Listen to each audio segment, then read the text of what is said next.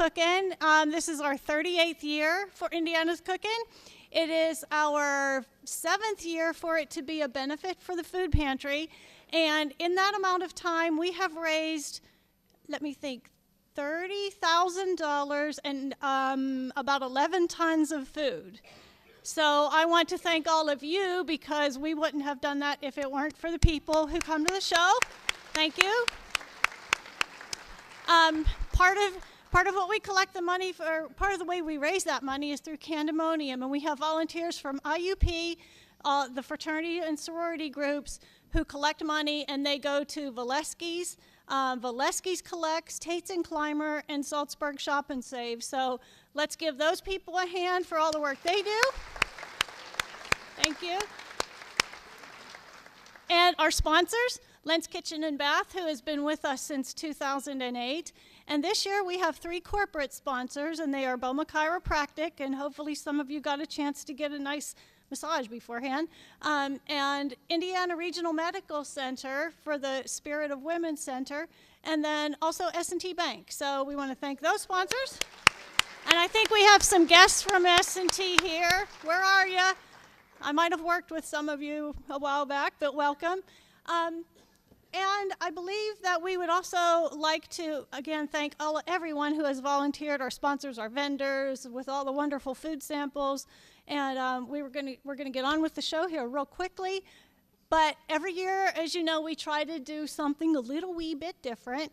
And I finally get a reprieve from being the MC. I don't have to do it anymore. What we're doing tonight is we are going to introduce you may know the name, but you probably don't know the face, and we have a lot of faces behind the names at the paper.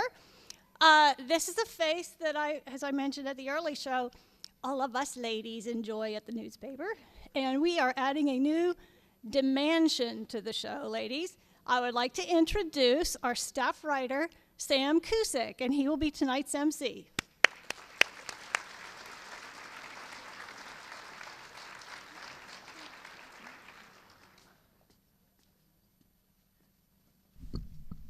Deborah sounds like my mother trying to talk me up. But, you know, if actually any of you are single and wealthy, let's talk after this thing's over. But, well, hey, thanks for coming out tonight. We really appreciate it. We have a great show lined up for you. We're all happy to see you. I know ICAP is certainly happy to have you here. Every ticket that you have purchased helps support a family of 4 for a month. And this is a country, yeah.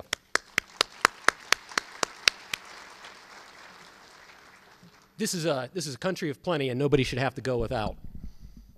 But anyway, like Deborah said, my name is Sam Cusick. I am a staff writer for the Indiana Gazette, and yes, I am the jerk who inserts liberal bias into stories about municipal road paving projects. That's the reason why I only write about the projects that occur on the left side of town. You guys laugh, but you know, wait till you realize you're all stuck with me here for about an hour tonight. Actually, I don't know why they have me hosting this thing. I mean, there are a lot of people at the Gazette who are really good cooks and who really like cooking, but instead they asked me to do it. You know, me, Mr. Bachelor Guy. And you wonder why newspapers are financially in trouble. And I'm not going to gloss over it. I'm really bad at cooking. You know, the other week, the mice living in my kitchen called the health department on me. Actually, I'm the only guy that's been fired by the volunteer soup kitchen. I'm trying, though. I really am. I thought I'd actually have a gourmet kitchen installed to help me get better. And when I went to the contractor, he came up with an efficient recommendation, which was vending machines in my living room. But so anyway, enough of that. So we have 2 really great, talented groups of people here that are going to really teach you, hopefully, a couple things about a couple things. IUP chef Andrew Nutter is here with his students. And we also have Professor Diane Wagner with her interns from the Food and Nutrition Department at IUP. And I think we should also give a round of applause to Professor Lacey Fulton and the Communications Media Department at IUP. These guys you know, these guys were, when a lot of their classmates were out partying last month, were in the film and editing booth helping to put this show together.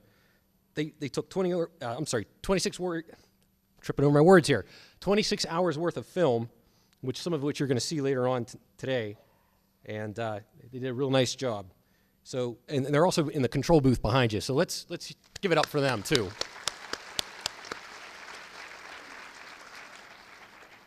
Now, before we get on with the show, there is one matter of business we need to attend to. Some of you guys are going to get a chance to sample some of the stuff that is being cooked. Unfortunately, they couldn't. There's too many of you and not enough of them, so not everybody is going to get to move down front. But if you win this raffle, you get to come down front and try some of this great food that these guys are going to be preparing for you. So, that said, and I'm waiting, technical difficulty. All right, so anybody want to sing some show tunes here in a minute while we're... Yes, I said that already. Get with the program.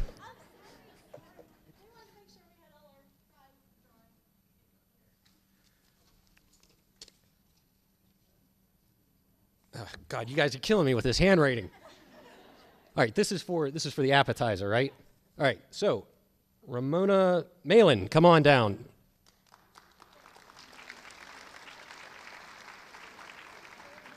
And you're going to be joined by Brenda Tiger.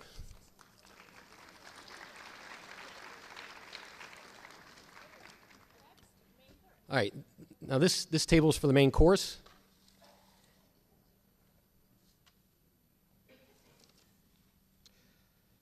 Stephen Thomas, where are you, Stephen?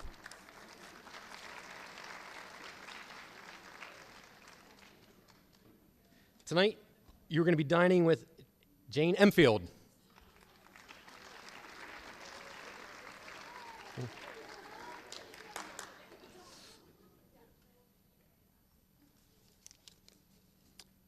This is for the dessert? Okay. Linda Pennington.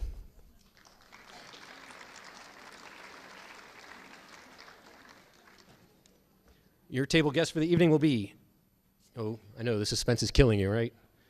Carrie Henry.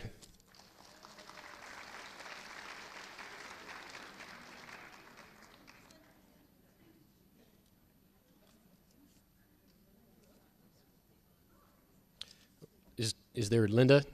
Is Linda in the house?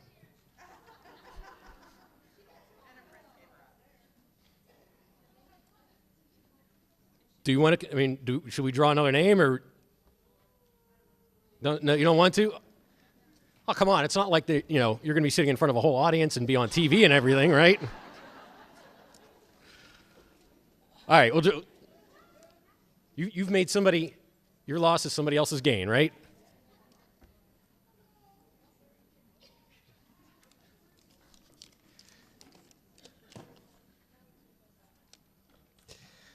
Okay. I'm sorry, my eyesight here. Janelle Revo.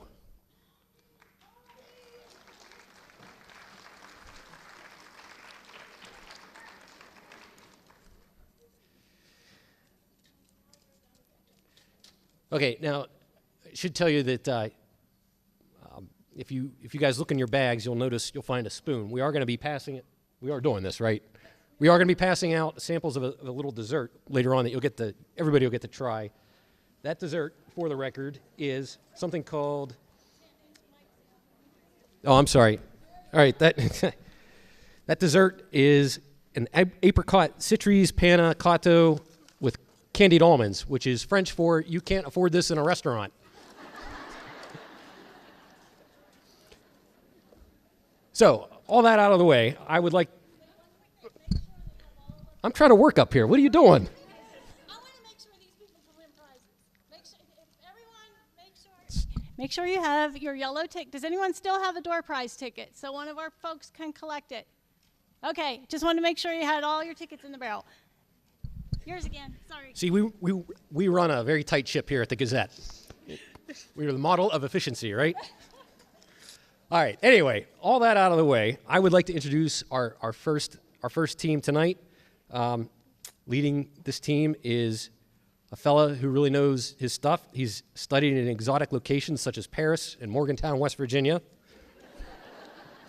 I'm glad you got that. He's worked at 5-star resorts, and he's also worked at the Allegheny Country Club. He's a instructor at IUP, and he wears a very tall hat, so you know he knows what he's talking about. Ladies and gentlemen, I give you Chef Andrew Nutter and his team. Hello. Wow. Look at this handsome group. Very nice. Well, I'd like to take this time to thank you so much for allowing us to be part of this particular program. This is our third year participating as the IUP Academy of Culinary Arts, and it's a tremendous honor to be working with the Comm Media Department from IUP, as well as the Indiana Gazette for this wonderful, wonderful community event. I'd like to introduce our student teams, and basically we have 2 teams of 3 folks that volunteered a tremendous amount of time to participate in this event. And if they cue the music, we could maybe get some folks out here to cook some food up for you guys. So, taking part in the dessert table today, we have Bradley Drake and Tom Schroeder.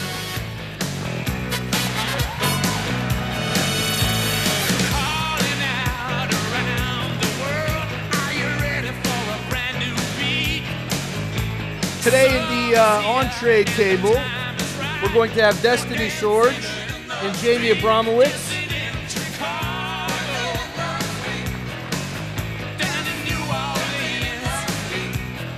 And our last 2 competitors, taking care of the first course, Amy Sheely and John Mink.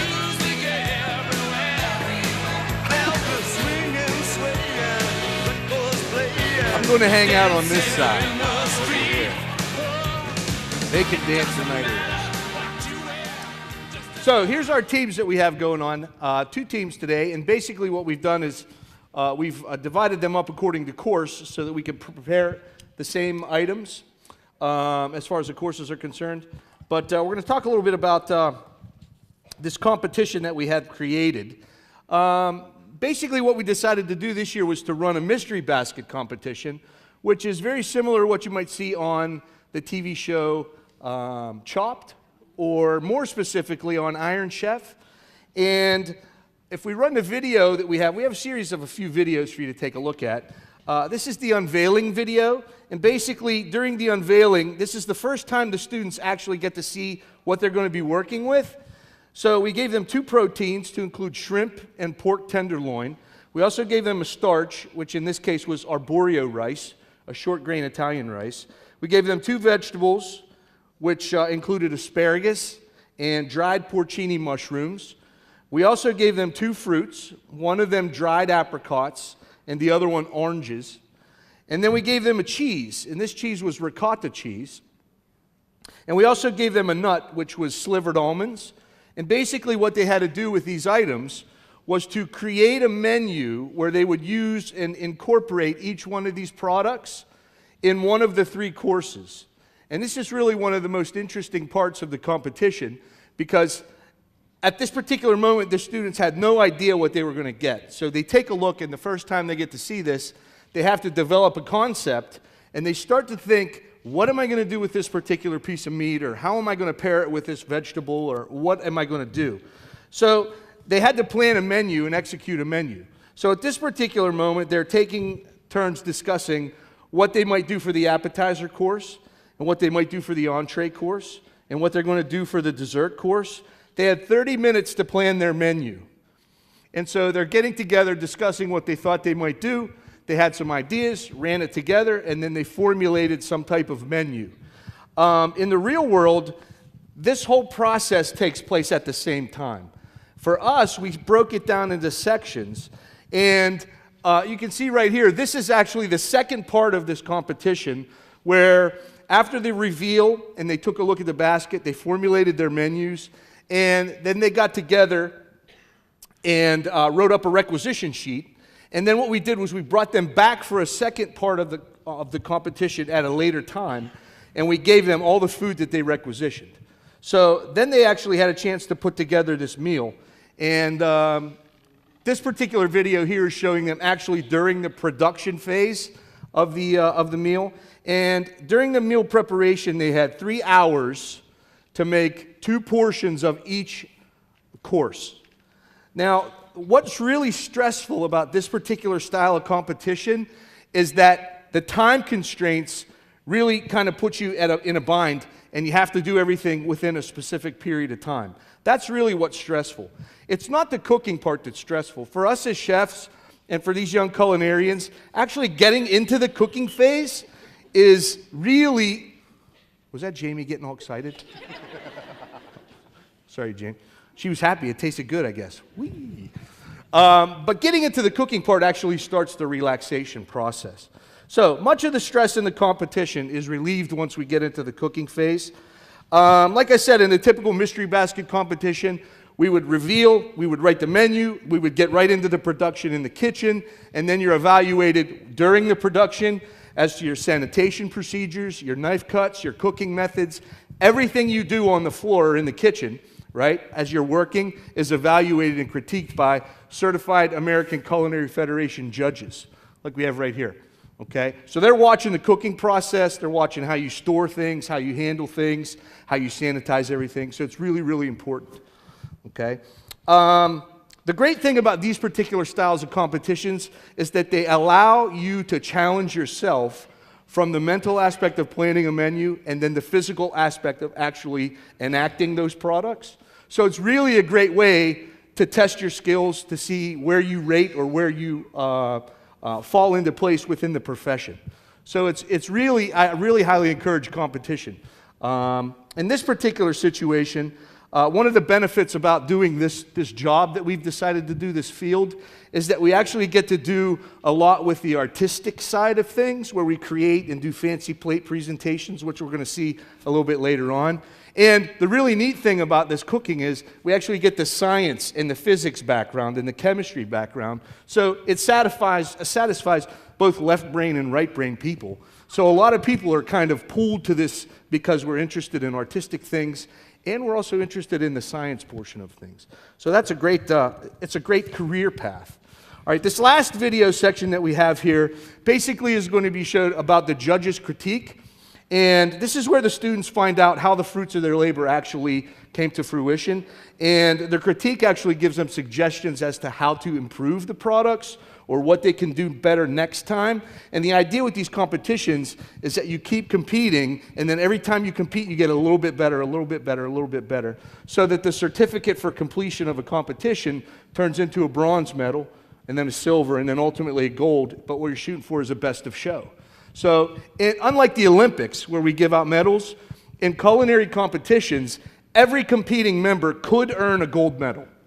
They don't all only get just one gold medal. There's only one best of show, but everyone who competes, if they score high enough, they earn a gold medal. So there's a point total that we're looking for. Just like a test in school, a C is this percentage, a B is this percentage, an A is this percentage. So it's really a great way for young culinarians to get some experience out in the industry. Because the mushrooms are strong. I mean, Yeah. they're flavorful, but Yeah. they're strong. because I like the sauce with the pumpkin, but I didn't have the The mushroom. brown? Yeah, I Yeah. don't like the mushrooms with the pumpkin. But I didn't try the mushrooms. Right. Yeah, it probably won't No, taste it very doesn't. well. It's not. But the sauce and the pumpkin. The sauce and the good. pumpkin are nice. And this just doesn't work. This Yeah, is just that's- not working. Whatever they've got going on in here is not working, and it's not cooked well. It might have been better off putting the mushrooms in the Are you getting- risotto and then putting Are you getting these some with good the pork. footage? Actually, now that I taste it with the, it's not bad. The flavor is nice. No, the fresh. flavor is not bad Yeah. of the filling. Now, I didn't Right. get to the rest. No, I didn't get to the sauce. What's underneath? Is that chocolate? Yeah, just to put it. Like to melted hold it chocolate? in place. That's chocolate with Just cayenne semi-sweet? pepper in it. I thought it was it's She said paprika. paprika. Oh, is it paprika? Yeah. Oh, here, tell I was looking at the container. I'm not getting any paprika. No, I didn't either. That's why I thought it was cayenne. I didn't get Cayenne would have been better. So in that particular segment, you can actually see there's a lot of discussion that goes into every plate that comes back. We take a look at every piece of of knife cut, every cooking method, everything that's presented, it's evaluated. And then it's given a score, and then the scores are tabulated, and then the awards are given. So what we have going on now, if you guys are interested, is we'll probably start getting into the cooking part of this journey. Chef, yoo-hoo, Chef Mother. One thing that we forgot to tell the first group, my bad, in your bags is a cookbook, and you can follow along with their recipes, and they're all original recipes, right? Yeah. So you're They're the their only recipes. people on the planet with these recipes. Yeah. So that bonus. But anyway, yeah, they're in the cookbook. You can follow along, and same with the second half of the show. There'll be a test later on. Yeah. An oral exam and a written exam, and the practical will be next week. Okay? All right, so first course we're going to start out here.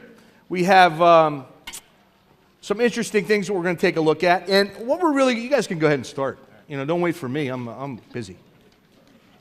What I like looking at really with mystery baskets, the idea with a mystery basket is that there's a lot of thought process put into it. And when I designed this mystery basket, I actually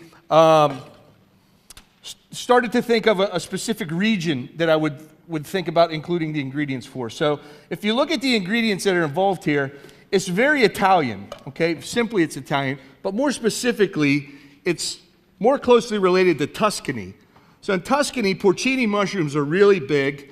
Almonds are huge in desserts, and oranges are used a lot of times in desserts. So all these items that we have here, including the pork, really popular in Tuscany. So when we look at these menus that these guys created, I didn't tell them any of that information. So a lot of what they're doing has an Italian influence, and they might not have even really realized it. Well, obviously our arborio rice is very Italian, and when we look at the ricotta cheese, that's very Italian. So what are they going to do with these ingredients, and how are they going to formulate them into their menus? So we look at the first courses here. John, what do you got going on here? An asparagus slaw and a shrimp ceviche. Okay, so he's doing an asparagus slaw, kind of like a coleslaw, but not really. It's a vinaigrette-based slaw, and there's no cabbage in this. It's just asparagus. Now, the interesting thing from the science perspective is when we make asparagus and put it in a vinaigrette, if it sits overnight, you're going to lose all the color in the green vegetable.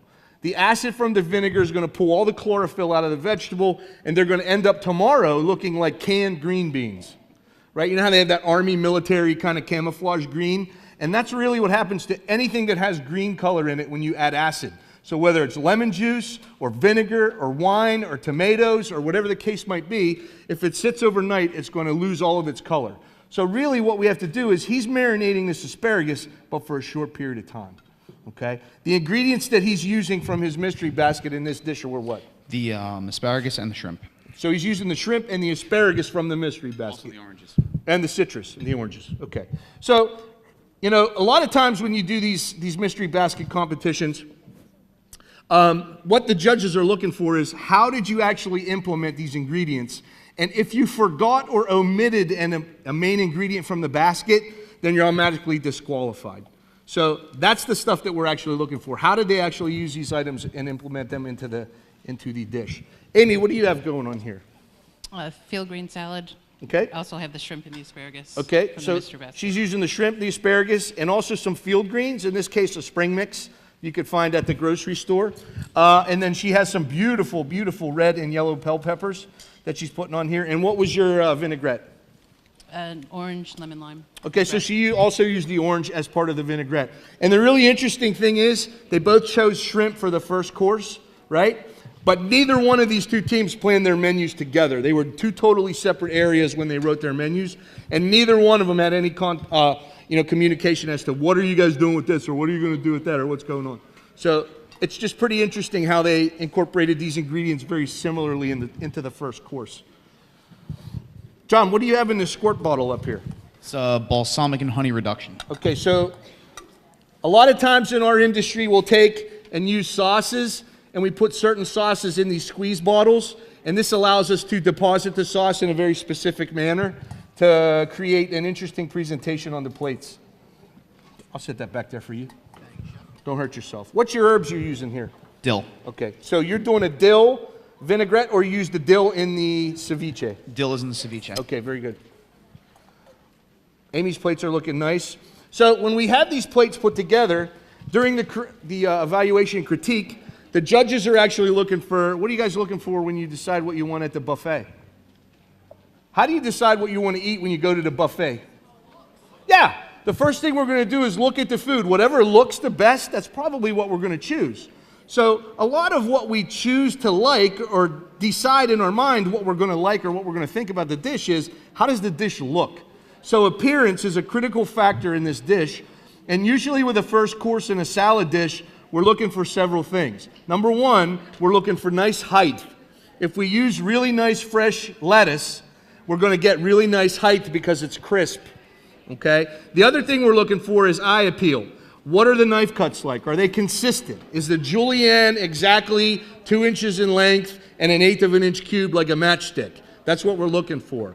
We're also looking to see, is there an effective garnish, or what I like to refer to as a functional garnish? And then that's the kind of things that we start to look at. And then once we get that taken care of as far as appearance, then we're going to go into the taste and the flavor concept, right? How does the shrimp taste? Was it cooked? Was it in the marinade long enough? Is there too much acid in there, right? Am I in your way? I'll move. You're good. Okay. He said I'm good. I like him. Testing, 1, 2. All right, so at this point, John's putting on the balsamic reduction on his salad, and I believe his plates are just about there. Amy's are just about there. She's finishing up with her vinaigrette. And the other thing we like to look at, especially in, and there's two schools of thought on this.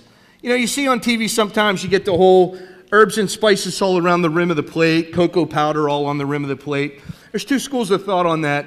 I'm in the school where I don't like to put anything on the rim of the plate. It's kind of like if you go to the art museum and you look at a picture or a painting, who's spray painting the frame?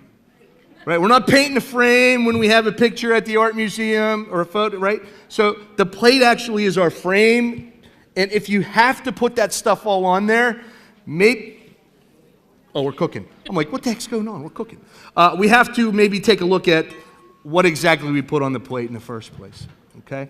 The other thing to think about too, whenever they put things all over the rim of the plate, if you touch that with your finger and the server brings it to you, now how do you eat that? You got to go into there where everyone was fondling the plate. I don't think we want to do that, right? So that's my school of thought on this. But some people go a little crazy and put all kind of garnish on there. These plates look nice. Amy, you're all set? Looks good. John's finishing up with his functional garnish. Beautiful job. There's our plates for the first course. They're going down here to my friends at this particular table right here. Congratulations to you folks. All right, all set. You guys start without me? Maybe. Awesome. That's you should have, right? I don't want you to do anything. Unless you're going to cook it up. All right, then we'll do that. Okay. So, these guys are taking care of their entree or something. Jamie needs something. Yep. What do you need? He's helping. Oh, Brad is? Yes. Oh, he's doing something. Oh, fantastic. Okay. So the interesting thing here with my friends doing the entree is they only get 2 burners to do 30 things. So Jamie has her water going, and she's actually putting in her Brussels sprouts, right? So instead of the asparagus for this particular dish, they're not using the asparagus as a vegetable on this plate. They ordered a different vegetable, which is fine. You can do that in a mystery basket, right? So what do you got going here? You got the Brussels sprouts, and you're blanching them? Blanching them off so this way they cook faster, softens them up, because they're basically the little cabbages, and raw cabbage is not that great. Okay. It's going in with macerated cranberries, which were soaked in a combination of brandy, Calvados, and white wine. Nice. So makes it that much better. Okay. So we're going to talk a little bit more about macerating fruit down here when we get to Tom's plate, where he does his deconstructed cannoli. But nonetheless, you got Calvados in there? Yes. Anyone know what Calvados is? Calvados? He did the same thing last time. So what is it? It's an apple brandy. It's an apple brandy. So she put brandy in there, and it just wasn't enough. So she said, I'm putting apple brandy in too, because I can, right? And because the apple brandy adds nice sweetness, and we all know that apples and cabbage go really well together, right? So Brussels sprouts nothing more than a tiny little cabbage, kind of thing, right? So that's the concept that they have going on. So she's going to actually add the cranberries, which add an interesting sweetness and acidic characteristic to this particular vegetable, and it also adds a nice texture, okay? So that's her deal there. She's preheating her pan, and she's going to actually sear her pork, right? So she took her pork loin, and did you guys did the roasted one for the mystery basket? Destiny, you did the roasted one? You did a roast pork? We seared off the pork loin, then originally then coated it with panko and toasted almonds with Italian seasoning. Okay, so they did a roasted pork tenderloin, but we don't have an oven, right? So I told her, I said, instead of doing the roasted pork tenderloin like you did for the competition, just cut it into medallions and sear it, and then put the crumbs on top of the medallion. So it's the same process, except it's just a different menu cut. So in a restaurant, we have what's called menu cuts or portion cuts. Some are 10-ounce fillets, some are 6-ounce. Some's a New York strip steak. It could be a T-bone. One could be a porterhouse. One could be a ribeye. One could be a Delmonico steak. There's a lot of different cuts that we have, right? But we basically can do any kind of cooking method that we want to each of those cuts, as long as they're tender cuts. A pork tenderloin is a very tender piece of meat. So she's going to sear the meat in the pan, right? And why do you think she wants to sear the meat?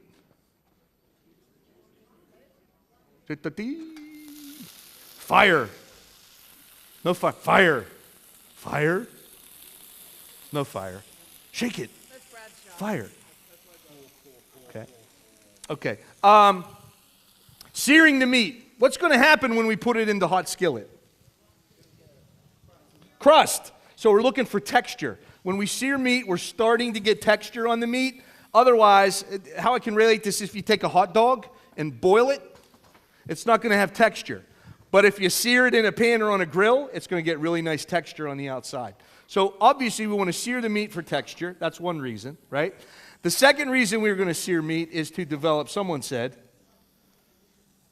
I didn't hear. I'm sorry. A little bit louder. I'm getting old. Okay. Say that again. Yes, we're trying to develop flavor, right? So not only are we looking for texture, we're looking for flavor. And if we sear the meat, we're also going to get a really nice brown color, right? So we need color on the meat. So those are the three reasons we sear meat. A lot of times when I ask my students, I'm like, why do we sear meat? Well, we sear meat because we want to develop a crust. Good. We sear meat because we want to develop color. Excellent. We sear meat because we want to seal in the juices. Wrong. Okay? The only way to seal the juices in the meat is to put in a Ziploc bag and leave it. Then the juices are sealed in. Because I will bet you 100 times out of 100, if you sear this meat, take it out of the pan, put it on a plate, and wait 5 minutes, you're going to end up with a bunch of juice in the plate, which you did not seal into juices. Okay, so that is not accurate. There is no way to seal in the juices during cooking.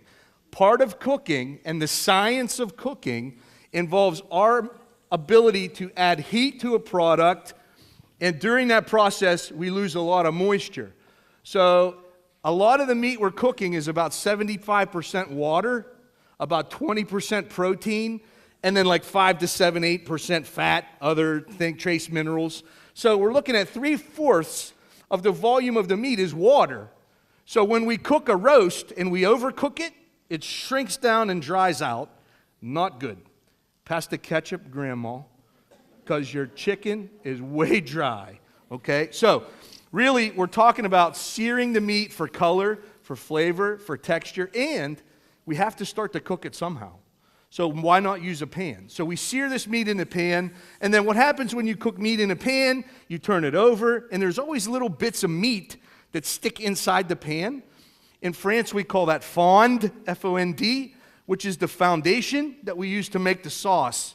So it's called fond, and as long as we have that nice golden brown color, we can deglaze that fond with a liquid, whether it's alcohol or water or stock or juice or whatever, and reduce it and get really good flavor.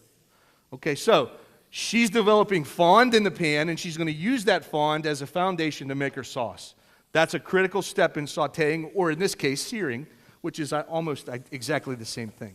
So, very nice job on that. We're getting nice color. Destiny's got something going on down here. What do you have on the plate? I have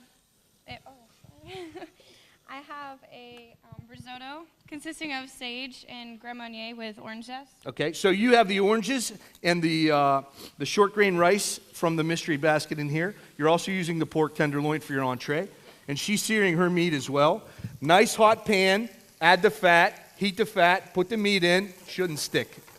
If your meat sticks in your pan, the pan's not hot enough and you didn't heat the fat up. That's the only reason your meat's going to stick. Now, well, I shouldn't say that. There's another reason. If the pan gets too hot, it will stick. All right? So, that's what we have going on here. She's searing her meat. What's your sauce? I have a veal reduction with mushrooms and leeks. Okay, so she actually is using the porcini mushrooms in her sauce, and she's using a brown stock, or in this case, a brown sauce, kind of like a gravy, to make her foundation of her sauce. Jamie, what's your sauce over here? It's a red wine and demi-glace mushroom reduction. Okay, so she's doing a brown sauce as well. When she says demi-glace, that tells me in my mind that's a version of a classical brown sauce. So, you know, a lot of the experience in cooking stems from the 5 classical mother sauces. There's arguably 6. We throw mayonnaise in there sometimes as a classical sauce, but it's not considered a mother sauce. And really, if you know how to make the mother sauces, you can do any derivative you really want. So if you know how to make a simple cream sauce, which we refer to as bechamel, then you can add onions to it and make a derivative called soubise.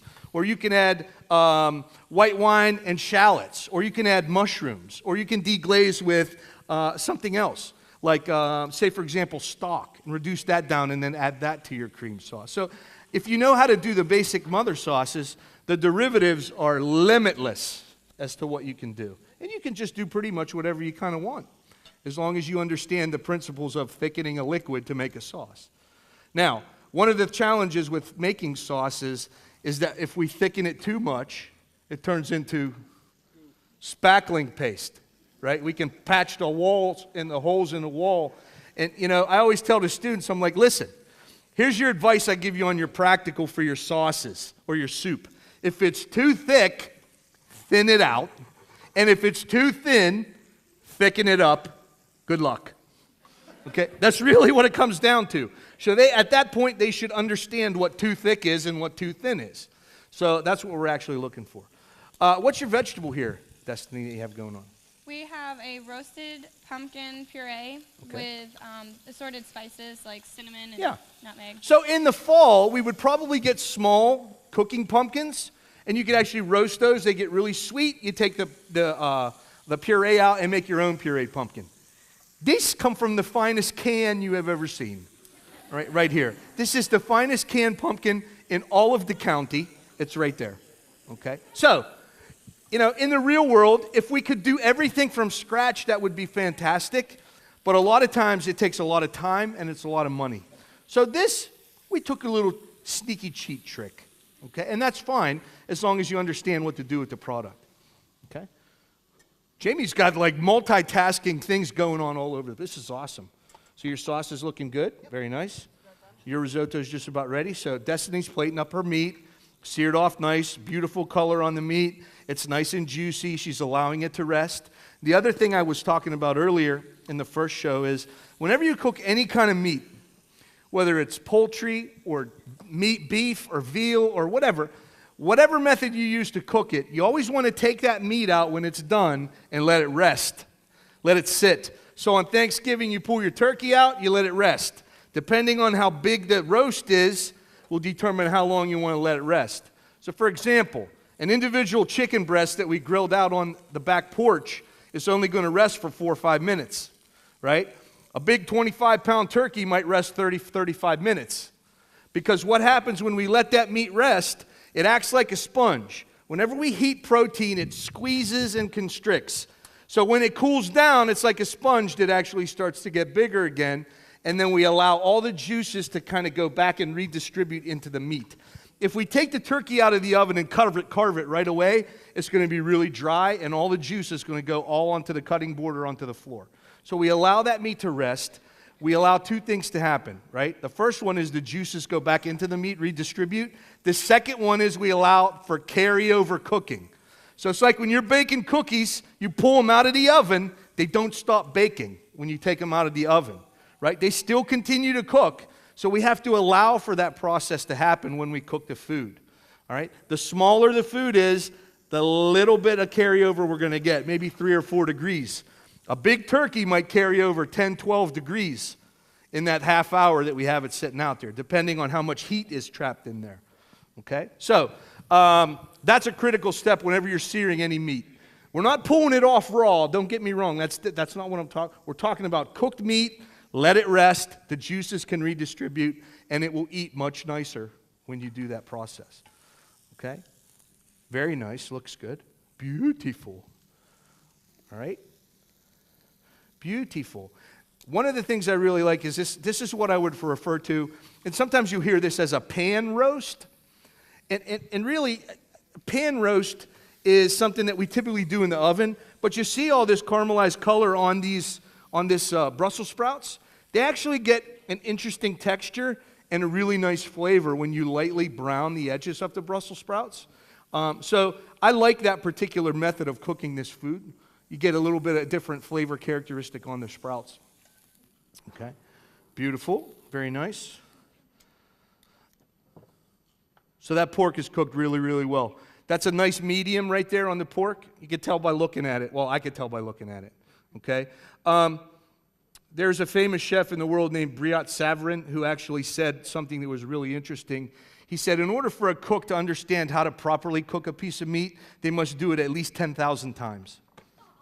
Okay? So I can actually cook lamb chops and just look at them and tell you what doneness they are. Just by looking at the way the meat restricts from the bone, the shine, and how much rise you get on the meat. And then what I do is I look at it and I decide what temperature it is, and then I'll touch it. And when I touch it with my hand, that sense of touch tells me in my mind that I cooked it correctly to the right temperature.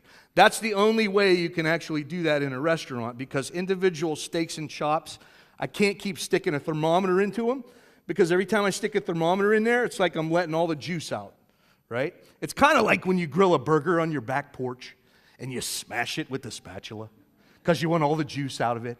You're like, I got to cook it all the blood out, right? That's really not what we're trying to do. The juice is good. The blood, not so much. The juice is good. So every time I see someone smashing a hamburger like that, it makes me cringe. Just a little bit, okay? Nice job down there, Destiny. Beautiful. And then Jamie's finishing up her pork. Beautiful. And so my friends down here have a lot of food to eat. They're going to be all starched up, all risottoed out after today. Beautiful. And what do you have here going on top? This is the toasted almond and panko Italian seasoned breading. So she has just a kind of an interesting kind of breadcrumb mixture on there with some panko breadcrumbs. And what was the fat that you used? Butter. Whole butter? Okay, just checking. And it adds just interesting texture. It also, with the crumb topping like that, adds nice moisture. And like I said, she did the crusted whole, you can take it down, that's great, thank you. The whole roast crusted and baked in the oven. So this is just a different play on that same process. All right, excellent job, you guys. You guys could start cleaning this stuff up, take it back. Excellent. All right, and this brings us to our friends over here. And you guys always make me angry, and I'll tell you why. I spend a lot of time working banquet production, right? And in banquets, we do first course, second course, entree, dessert. And no matter what I put out there on the plates, I could put the best food in the history of the world. Jesus himself could come down, and he could have a hand in it, but everybody always remembers dessert. So let's make some dessert. You got it, chef. Okay? It don't matter what you serve. Everyone loved the cake. Oh, the cake was delicious. Yeah, but what about the first 3 courses? Well, they were good too. Yeah. 19 years I've been doing that in every banquet I ever worked. Dessert was amazing. Yeah, and let me tell you something. Can I tell you something? This is a true story, all right? When I worked at the Westin in South Carolina, Hilton Head, right? The pastry chef, gone. leaves out the door at like 5:30. You know what time dessert goes out? 9 o'clock. You know who put the dessert out? Us, right? So we're plating the dessert, putting the dessert out. You know what everybody loves? The pastry chef. He's home watching TV, and I'm here doing his work, and they get all the credit. I don't like you people. These guys are all pastry chefs, right? Are going to be. Actually, the great thing about these guys is they've already gone through the culinary program last year. So I've known these guys for about a year and a half now. And then they're back just exclusively for pastries. And they're working at some really, really interesting properties, right? So Amy, you're sticking around town, and you're working where? Loaf and Bakery Cafe. In? Lower Borough. Lower Borough. So she's from around the Pittsburgh area. Destiny, you're going where? The American Club. In? Wisconsin. Kohler, Wisconsin. She's going to the American Club.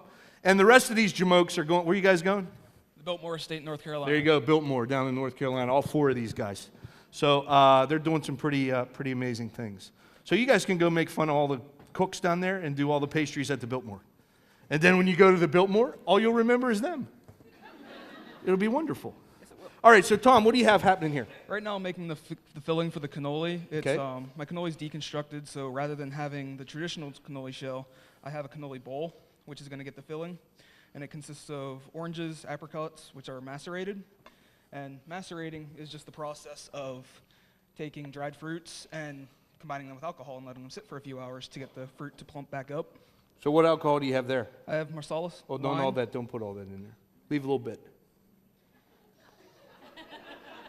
Y'all take care of that, thanks. All right. Just put that back there. Better yet, just leave the whole thing over there. You got another one for the plate, right? It's already in there, Chef. Oh, good. Then put the whole thing back. All right, perfect. Carry on. All right. And macerating is just done to plump back up the dried fruit and to give more flavor to it. Yeah. So it's more palatable. Excellent. So, yeah, anyone ever make strawberry shortcake at home? You know, you take the fresh berries, quarter them, cut them, slice, whatever you do, right? Put them in a bowl. You add a little sugar, right? And then you might put water in there to get a little syrup. Because you know as well as I do, it ain't the biscuit that makes the shortcake. It's the juicy strawberries, right? So anybody that ever serves me strawberry shortcake biscuit with like a teaspoon of the sugary, I don't remember that dessert. Okay, I remember how dry and boring and uneventful it was. So really, you actually are doing the same process, except you're not using alcohol. With maceration, we usually use alcohol, and the alcohol actually helps to break down the cell structure of the fruit, and then it creates its own juice, and then the sugar allows it to make its own syrup, which we then put onto whatever, in this particular case, it's the deconstructed cannoli. So show them the shell that you have there, Tom. So if you're familiar with cannoli, it's usually a tube shape. So Tom has the exact same dough that we use for the cannoli, except he fried it in the shape of a bowl. So he's going to use that as the plate instead of, if you don't have cannoli tubes and you don't want to do all the deep frying with the cannoli tubes and the mess and all that. So he just fried it in the shape of a basket, and then now he's going to actually plate it up, right? So Brad, what do you got going on down here? Well, I used the Chinese almond cookie, which is one of the mystery ingredients. I used the almonds there. Used the dried apricots in pastry cream. Excellent. And then going to do the black blueberry sauce with a little bit of creme anglaise. Excellent. So you're going to show him how to like paint a plate. Okay. So watch this technique. This is really neat. I'll let him explain it to you. Yeah, it's really actually pretty simple because you make a with your base sauce, you make a circle, and then all you do is you make another circle inside, which doesn't look too bad right now. So all you get is a toothpick or something that's pointy, and you make some circles.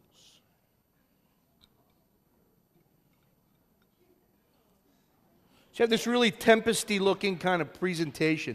And, really the idea here is that you take any dark base sauce and then you use a lighter base sauce. So it could be a reduction of cream, just cream, like whipped cream.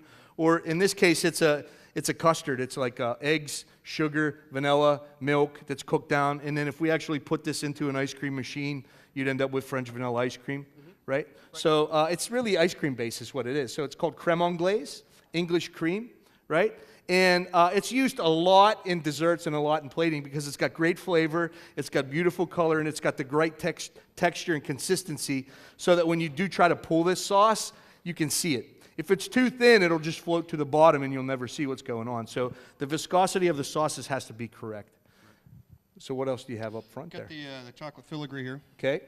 We used tempered chocolate, that way it can hold its shape. And then we're going to place it here in the pastry cream and give a lot of height and visual to the plate. Yeah, and it also gives a nice texture because when you temper chocolate properly, you get this really nice snap, okay? And it has real nice shine, and it also adds nice texture. So he was talking about the filigree, and it's all that nice piping, that lace work that looks really cute and pretty. And you can see it adds really nice height to this, as well as flavor and as well as texture. So once again, when we're analyzing the plate, we're looking at the height. We want to see what does it look like? What does a plate look like? So here's Tom down here. He's got his sauces working pretty good.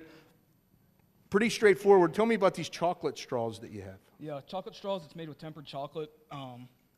And basically what we do is we put it on the table, we flatten it out, and we take a scraper and we scrape it up so it just rolls up if it's tempered properly. So basically with tempered chocolate, you're taking a whole block of chocolate and you're heating it and melting it, and then you allow it to cool, and then you reheat it back to a specific temperature, and it has that really nice shine that looks really beautiful, and then it has that really nice texture that I was talking about, that snap. And then they usually use the chocolate to make a lot of your cordials and chocolate candy.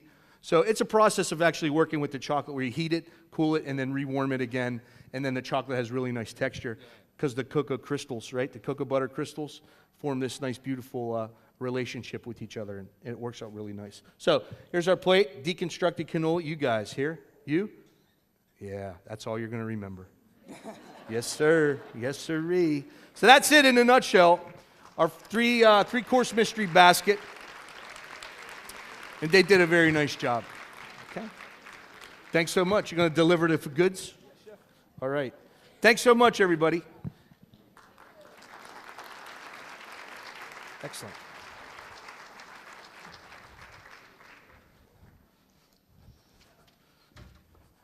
Hey, Chef, I just want to let you know I love you. I love you very much. And I appreciate everything you do. Hey, ladies and gentlemen, what a demonstration, right? Let's get another round of applause for them.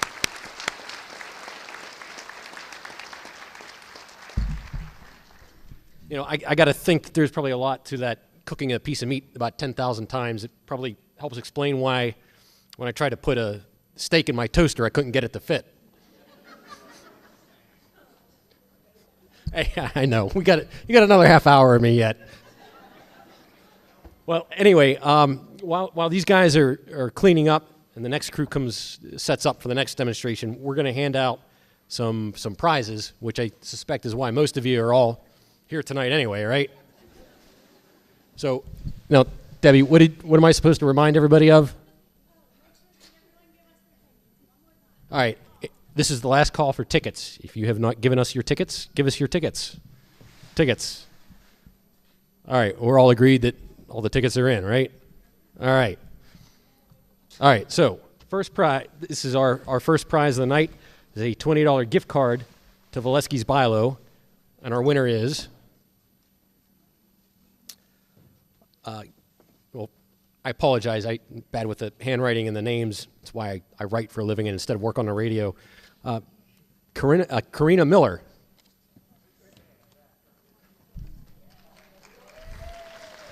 Hey, just as a reminder, if I call your name, stand up, shout, holler, make sure that we see you. We don't want to pass over you. Right. Okay, the next prize is a one-night stay in a very exclusive bed and breakfast. It would be Casa de Cusick.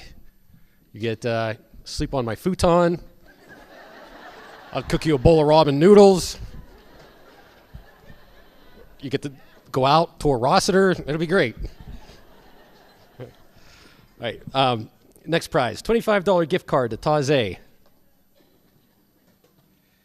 Linda Snyder. I suggest you all get to know Linda. Maybe if you make friends with her, she'll take you out to dinner.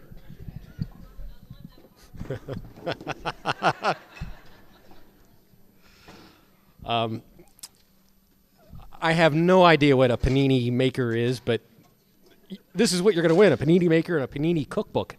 That's from Bathfitter. Pam Bartlebaugh.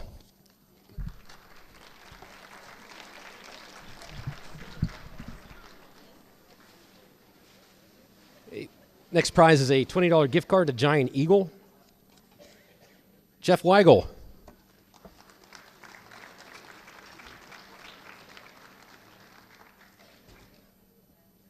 This next one, hey Debbie, this is the $1,800.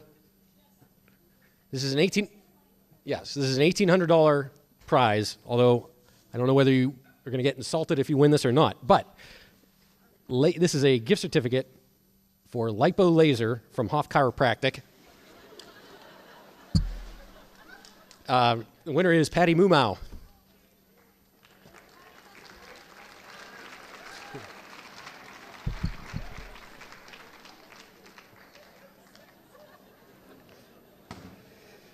Okay, the next thing is a pillow, but it's not just a pillow, it's a Tempur-Pedic pillow. That's from Levin Mattress, and that goes to Barb Gahoski.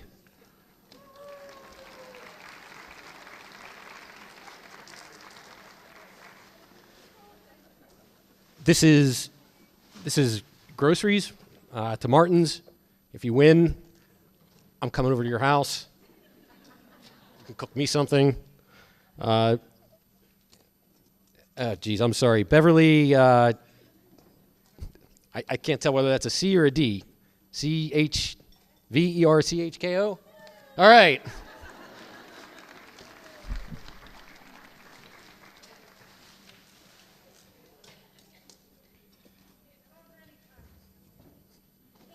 Okay. What's that again? This next prize is a 1-month subscription to the Indiana Gazette, and as a kind of a bonus, I personally will come to your house and read the paper to you once every day. Tracy Goss, where are you, Tracy?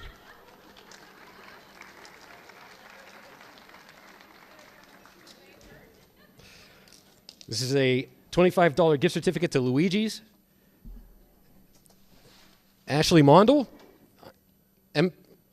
Is there an Ashley? All right.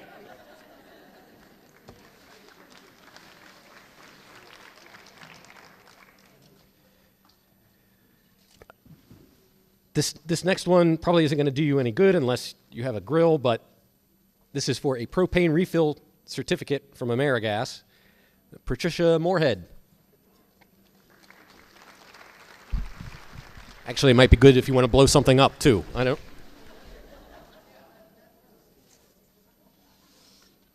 Okay, we have a shirt and gift bag from Indiana Regional Medical Center. There's a hospital gown on that, I'm sure. Anne Marie, oh man, you guys are really killing me with the handwriting. Riscinto? R-I-S-C-I-N-T-O?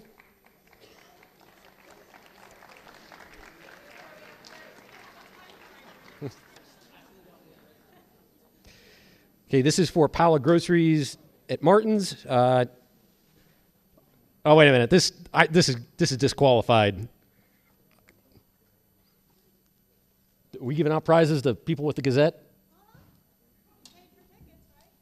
Well, that seems kind of rigged.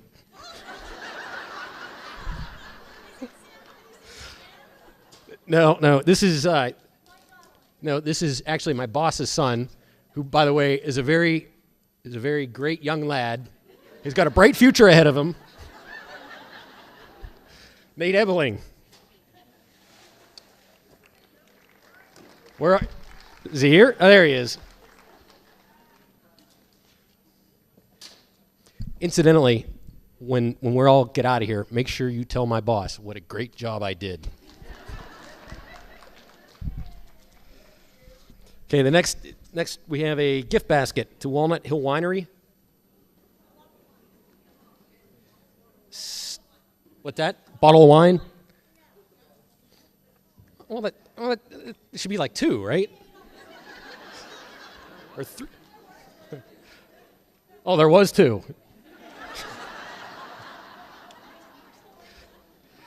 Hey, Stephanie Williams, I hope you're 21.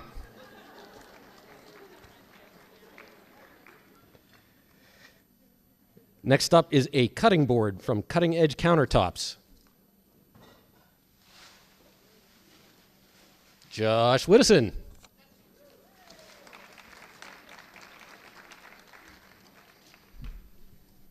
We have a gift basket from Boma Chiropractic, and I suspect that would include a great neck cracking. It's actually a guy by the name of Rocco just comes over and gives you a bear hug.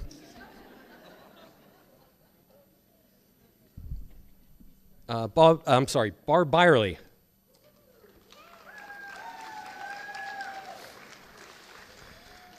We have a $10 gift card to Salzburg Shop and Save.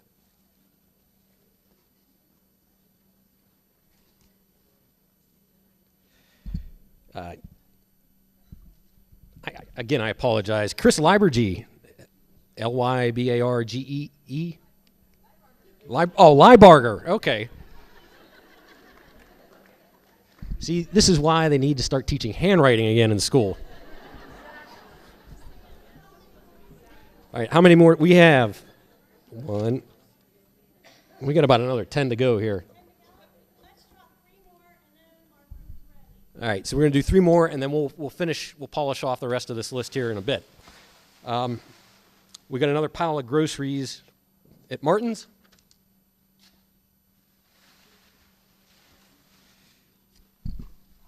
Peggy Hillen.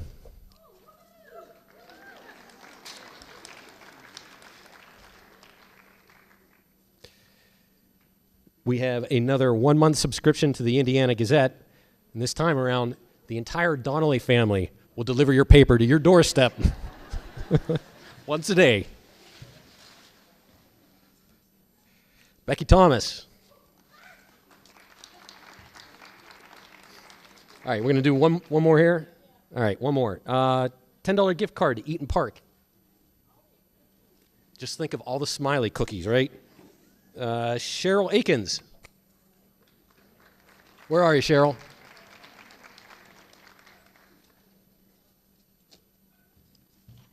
Okay, I guess we're gonna take a break from that, and we're gonna get on with the second demonstration. Like I said, we'll come back to this. We have, for your viewing pleasure, another extraordinarily talented group of people who are going to show you a thing or two when it comes to cooking.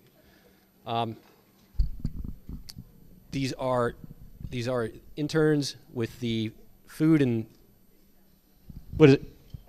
Somebody help me out here. The food. Yeah, that's it. Food and nutrition. Thank you. I'm sorry, I got caught in my throat.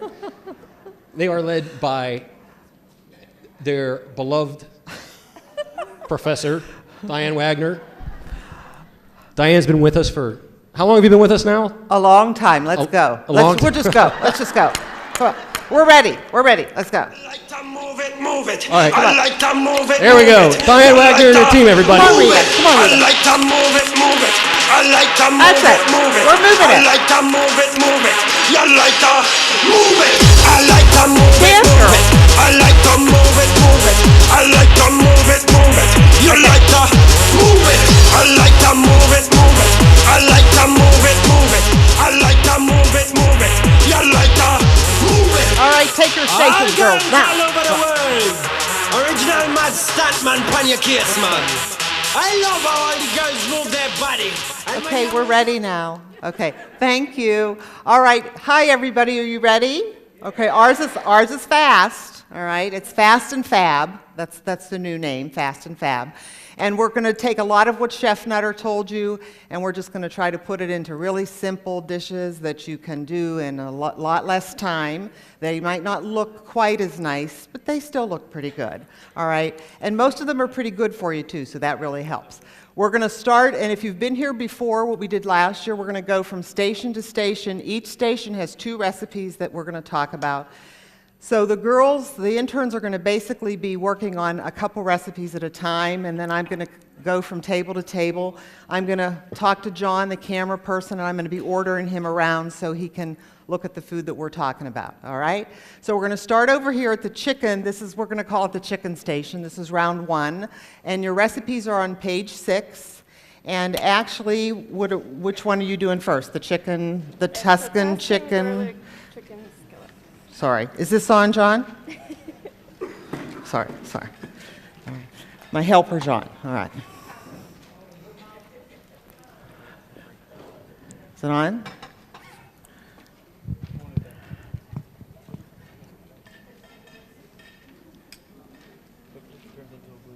Silence. Sorry. That's right. Come on. We got to. No? Is it working? Check. Okay. Do you want to talk now too? Okay. All right. So go ahead and Emily, tell us what you're doing. You're doing the Tuscan garlic chicken. Skillet, and I'm just putting the chicken in the pan and frying it up a little bit to get a nice brown texture. And what we did with the chicken, if you notice in the recipe, it calls for chicken thighs, and we picked that on purpose because there's so many things that you see about chicken that it's with chicken breast, and that we thought this would be a different twist. Well, in the end, whenever we went shopping, it made more financial sense to get chicken breast. So we're using chicken breast, but I've made it with the chicken thighs, and it's very good, and you can switch it up and use sweet potatoes, or you can pretty much do your own combination. So it's a pretty nice one pan dish that you can put out on the plate. So Emily's going to start browning the chicken, and then we'll come back and see you in a few minutes. How's that sound? Okay? All right, now we're going to go over to the pork station, and Angela, I guess you're not really going to have to say too much, right? All right, so Michelle, do you want to get near the pork and tell us what you're doing? The first recipe's It's the roast tenderloin, station 2, the roast tenderloin. So we're browning all sides of the tenderloin in the skillet with some olive oil. And then over here, the second half of the loin, I'm going to cut the medallions for the recipe on the other side. It's called the pork filet mignons with savory pan sauce. So we're going to cut those into strips, kind of like disc shapes, and that's what we're doing right now. Okay. And Michelle, I have to tell you, Michelle doesn't eat pork. And I'm not sure if it's just that you don't like it. I just don't really like it. Okay. So she doesn't really care for pork, and one of our recipes has fennel in it, which you'll see in a few minutes. And Michelle does not like fennel. So when I assigned this to her, she didn't tell me, she didn't, but I went in when they were practicing the recipe, and she was like, kind of being a little, she said, well, I don't eat pork. I said, well, we could switch things around. No. So she's up here, she's working through it, okay? All right. All right, now we're going to go over here, and Kirsten's going to tell you a lot about, we struggled a little bit with the frittata, mainly because we didn't have a good pan. If you have a good pan, you can pretty much do whatever. If you've got a good pan, and if you don't have a good pan, invest in a pan, because it makes cooking a lot easier. We had a pan that wasn't non-stick, and we ended up getting one, and it works perfect. So you want to tell them what you're doing with the vegetables, right? Yep. Right now, Liza's stirring the onions, peppers. There's some zucchini in here, some thyme, and then also some salt and pepper. So we're just stir frying these a little bit till the onions get brown, maybe like 5 minutes, and then we'll add the egg. But like Mrs. Wagner said, the pan makes all the difference. And this pan, that was really helpful when we took it out. It didn't stick, and it came right out really nicely. So. And the nice thing about the frittata, for those of you that have made frittatas, they're, in my mind, just like a fancy omelet. You can do anything with a frittata. You can put anything in it you want. You can use leftover roasted vegetables. You can add cheese. The one we're using today is a little bit more, I don't want to say plain, but it doesn't have a lot of things in besides vegetables and a little bit of seasoning. We're going to pour the eggs right on top of this, and then we're going to just let it cook. Now I'm going to let Kristen, Sam, where's Sam? Sam, you need you need a cooking lesson. Please come over here, please. Kristen, here. I don't know if the audience really wants me over there. Sam, hurry, come on. It's fast and fab. It's fast All and fab. right, I'm coming. Let me make sure my zipper's up first. What'd you say? I said, let me make sure my zipper's up. Is it? Okay. I don't know. You guys tell me. All right, so what are we doing here? This you're going to do this really fast. Now, I'm assuming you're pretty strong. I'd like to think so. Okay, so you're going to do this. Now, you don't really have to do it fast, but you want to make sure these eggs are mixed. And the neat thing about this, Sam, is if you make a mistake and the egg drips out of the bowl, it's just going to go right where it's supposed to. On the table? In the pan. Okay. But don't pour it in yet. I'll tell you when to pour it in. Okay, ready? Come on. So I actually got to do, okay. Yeah. You got to use both hands. okay? You're trusting me with this. Yes, yes, okay, here, okay.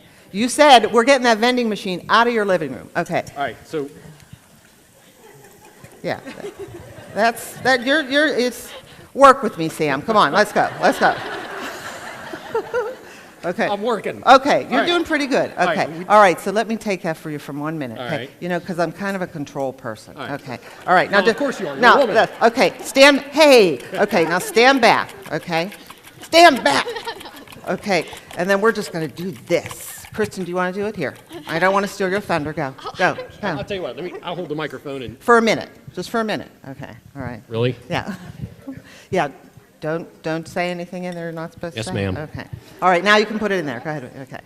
And now they're gonna stir that around and let the vegetables so they're even. All right. And after I let this cook a little bit, maybe I'd put a little bit of Parmesan cheese in there. I might even put it right in the eggs, depending on what you like to do. And now we're gonna let it sit. All right. And they're gonna put the lid on, and we're gonna walk away from it, and they're gonna do some other things. Incidentally, why Yes. can't you get grade B eggs in the grocery store? Because they're made for commercial people. Oh, okay. okay. Eggs deteriorate so fast when you buy a grade egg, it's a B egg by the time you get it home. Okay. So you can go over there, and I'm going to call you back. Okay? I think I failed. All right. All right. And you're not working on the barley yet. What's that? We're gonna get started now with this. So we'll go back to the chicken people. Okay. We'll see you later. Okay. So now what are we doing with the chicken, Emily? I am putting in chicken broth, white wine, and Italian dressing into it. Okay, and John, notice when he has that camera on the pan, all that nice brown bits that the fond that Chef Nutter was talking about, that's exactly what we're getting here. Now, you wouldn't get that as much in a stainless steel or in a nonstick pan, so here it helps to have the more of the stainless steel because you're going to get that brown bits. Now, also in your recipe, it tells you to take these chicken breasts out and put them on a platter or the chicken thighs. We obviously didn't do that. We left it in the pan and just let it keep cooking with the vegetables, and it was fine, all right? So whether it's thighs or breasts, the breasts might get a little dry if you don't do that, so depending on what kind you use, you can decide. All right, now what are you going to do next? Anything that I need to know about? No, I'm just going to let it sit here. How about the audience? Do they need to know anything else about it? No? I don't think so. Okay, so you're going to let it cook more. I'm going to let it cook more. And you're going to put that lid on? Yeah. Okay. Because I said so. Okay. All right. And now, are you going to do we're going to start anything over here? Yeah. Okay, let's get going. Okay. Okay. So this one, this dish I made about 3 different times at home. The first time I looked at it, I thought the sausage, it asks you to cut the sausage up into chunks. And at first I'm like, you're going to lose all your sausage when you have those links. So I didn't get that. I got the sausage, the stuff that's already cooked, pre-cooked. And it really wasn't as good. It just didn't have as much flavor. So Emily's going to show you how we cut the sausage so it's not so messy. We use kitchen shears, and we just cut the sausage right into the pan. And then your chicken, it's so much easier than using a knife. So if you do this and you want to use the Italian sausage, which I would recommend, obviously we're cutting it in smaller pieces because it's going to cook faster, and we're doing it first in the pan versus the chicken because the chicken cooks faster than the sausage. So we're starting with the sausage, and then she'll add the chicken and then some of those other ingredients, and we'll come back and see you in a few minutes, okay? Now, do you need to help over here, Sam? Do you want to do anything over here? Well, is there anything I can do that I won't injure myself? Well, let me see, Sam. Let me ask you a question. Do you mind telling the audience whether you have a girlfriend or not? Well. All right. I don't. All right. We won't go there then. I was just curious are you okay coming over here by these 2 young girls and giving them a hand? Is that okay? Yes, yes. Yes, I am. Well, yes, I am. Okay. Am I putting you on the spot? All right, now, tell Sam what he needs to do so he can learn how to cook. I'm taking the microphone. sorry. I'll be back. Okay. All right. Let's see. John, we're going to come over this way. Thanks, John. Okay. All right, and then Michelle's going to tell us about the fennel, all right? Even though she doesn't like fennel, she's holding it. So, all right, everybody. Yep. Sorry. Okay. This is what fennel looks like. If anyone's ever cooked with it before, I had no idea that this is what it looked like. It's got a ton of sprigs at the top, and you actually cook with the bulb. That's what we're going to be using in this recipe today. We'll cut it right here and then chop it kind of like an onion. And then you can use the sprigs for garnish if you like.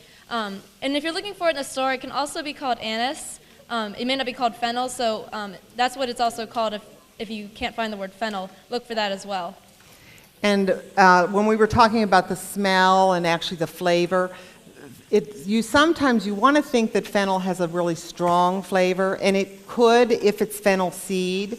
And we were talking in the first group, if you're not a fan of fennel, or you've never tried it, trying it the way we're trying it here today with the roast and the potatoes and the onions, the roast pork, it would be a great way. That it's very subtle. It's actually a very delicate flavor. And if you're not sure if you would like the fennel, which is actually what's used to make sausage, there's fennel, the recipe calls for fennel. Maybe don't put the fennel seed in the first time you try it. You can always add it. And I think when we tried it the first time, we even thought there was almost too much fennel. So we backed off on the fennel seed and used a little less fennel seed. But we used all the fennel, the fresh fennel, and it was very, very good. Now, we're not going to be able to put this in the oven because we don't have an oven, but basically, this is what you would do. This would be your one-dish meal. You're going to put the pork loin in there. Pork loin does not take long to cook, and again, it's very tender. And then Michelle's putting this little bit of sauce on it. In the last group, we even mentioned that if you wanted to put all your vegetables in that dressing and coat them better and then put them around the roast, you're going to cover this and let it cook until it reaches the correct temperature. And then, of course, it's all ready. It's all in that dish, all right? In your recipe booklet, there's also a salad recipe that follows this. It's right on the same page, I think. And it basically is suggesting that you can use the leftover pork from this in a salad with, some other things. So it's kind of a way to use up what you've made and not be eating the exact same thing over and over. Okay? All right, so that is going to go into a pretend oven, and we're going to just pretend all the vegetables get a little bit browned and caramelized, and it's actually pretty good because we did try it. Okay? All right, now we're going to go back over here and see how the frittata is going, and then I'll come back and visit somebody. Okay? Okay. Okay, so frittata we still have covered, right? Okay, and then what are you doing here? Right now we're sauteing the vegetables again. So both of these we sauteed vegetables first, and then we're going to add some white wine, and then some broth and some of the barley. We use the quick cooking barley because in the first recipe we tried the non-quick cooking, just the regular barley, and it took a really long time. So if you are making this recipe, it saves a lot of time to get the quick cooking. So we're going to add that, and then we also have some broth, and then we add a little bit of butter at the end, and it turns out really well. And they also, you might notice when John's looking at the pan here, there's items in here that aren't necessarily in the recipe. What else do we put in here? Zucchini? Yeah, there's some zucchini and tomatoes. And I think the recipe mostly just calls for the onions and the carrots. It doesn't add a lot of color to it, so we added the zucchini and the tomatoes to just add some color and make it look a little more summery. And tell them why else we added that. And to make it a little healthier, to add some extra vegetables to your meal. That's what we're trying to strive for. And we got to get more vegetables in. And also, they were left from the frittata. Oh, yeah, and that was the main reason. That's what I was going for. That's what I was going for. But I wasn't going for healthy. I was going for the fact that they were left. But I thought and they're healthy. Okay, so all right. Oh, okay. Because they're like, what do we do with the extra tomatoes and the little bit of zucchini? And we said, well, let's just put them in with the barley. So, there's really no limit to what you can do. And you'll see when we finally put the barley in there, there's still a lot of vegetables versus barley. So, obviously, if you don't want that many vegetables, but it's just another way to use up what you might have extra, all right, or extra of. And I'm going to ask John to focus, if he can. I wanted to show them the uncooked barley. I've never used uncooked barley before, and I was surprised that it looks like oatmeal, all right? And the texture is a little different than regular barley. It's not quite as nutty or chewy. But again, if you're going to use regular barley, it's going to take a lot longer. And if you use regular barley with this recipe, don't put the vegetables in at the same time. You might want to put the vegetables in halfway through the cooking time. Otherwise, the vegetables will be very, very mushy because the barley takes a long time to cook. So that's, if the whole idea is we're trying to show you something that's a little bit faster. Okay? All right, thank you, John. All right, how is Sam doing over there? Do I need to come check on him? All right, how's Sam doing? How are you doing, Sam? Well, I think I'm doing pretty good. I think. I don't know. Ask these guys. All right. How's he doing, Emily? He's doing very well. Okay, tell us what Sam's doing right now. He's mixing together the sausage, the chicken, all the peppers, if he would continue to do so. Okay. The sausage, the chicken, the peppers. We threw some red peppers in there too to add some color. They threw some red peppers in. The interns need to improve on, and they know this, so I can tell you. They like to throw things in a pot. They like to hack up a piece of meat. What was the other thing? Instead of tossing, I don't know, it's throw. Oh, what's the other? Stuff. Yeah, I mean, things, you know. So we're going to throw some extra peppers in here, like Emily said. And we did put red in because when we made it originally, it didn't have enough color. And actually, when I made this at home, I didn't have an Italian frying pepper. I had a red pepper. I used a red pepper, and it was fine. So you don't have to do that. Just use what you have if you want. I'm going to ask Emily also to show Sam in the audience how we cut the yellow pepper, because this is a neat thing to know if you don't already know how to do this. And John, you're on that yellow pepper. Thank you very much. Okay. Oh, here, you can talk. You want to talk? I mean, if you want to talk, you can. Well, no, I said, do you want to talk to them and tell them what you're doing? Yeah, I'm just cutting up the sides of the pepper. And then as you can see, all the seeds stay in the middle of it. And so we're cutting around the stem, okay? And so then you don't have to deal with all those little seeds, all right? Now, what are we going to do with that yellow pepper? Eat it. Well, I know we're going to eat it. But I was looking for something else, but obviously she didn't know. I thought maybe we could put it in there. We can. Okay, let's try that. And then we'll have 3 colors in there, all right? Angela, work with her, please. Okay. All right, now we're going to go back and do the pork medallions, right? Yeah. All right, and now this isn't the greatest pan to get the browned crust. We would want that. Remember when Chef Nutter was talking about that? But this is a non-stick pan, and we're not going to get as good of a crust on that. So normally that's what we would be looking for. But we're limited on different, we have a lot of pans up here, all right? So we'd want this to be a little bit more brown, but this does not take very long to cook at all right? We've cut it in a smaller piece so it can get done faster, and it's a sliver of turkey bacon that's around the side, right? Which is actually pretty easy to wrap around there. Yeah, we actually didn't even use any toothpicks. In the recipe, it says to use a toothpick to secure it. We didn't have any, and it's holding up just fine. So we didn't have toothpicks. I didn't look for any. We probably have them. They would, but okay. So you didn't even really need to use them. No. Okay. No, not even in our practice round either. Okay.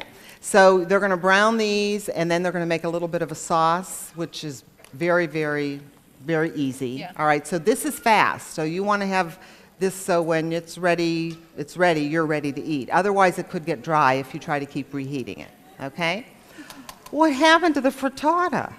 Well, let's go over here, John. I have to tell you, these girls in the back were getting very, very punchy. I mean, they're back there laughing, and I'm getting a little worried, and now they're doing this. Okay, what happened? We flipped it. We did flip the frittata, but it got a little bit more brown than we were expecting. It's hard with these the pans, so we'll blame it on the burners for now. We're going to now blame it on the burner. But earlier it worked really well. I think it was because of the temperature. Sure. Okay, but do you need to see the top?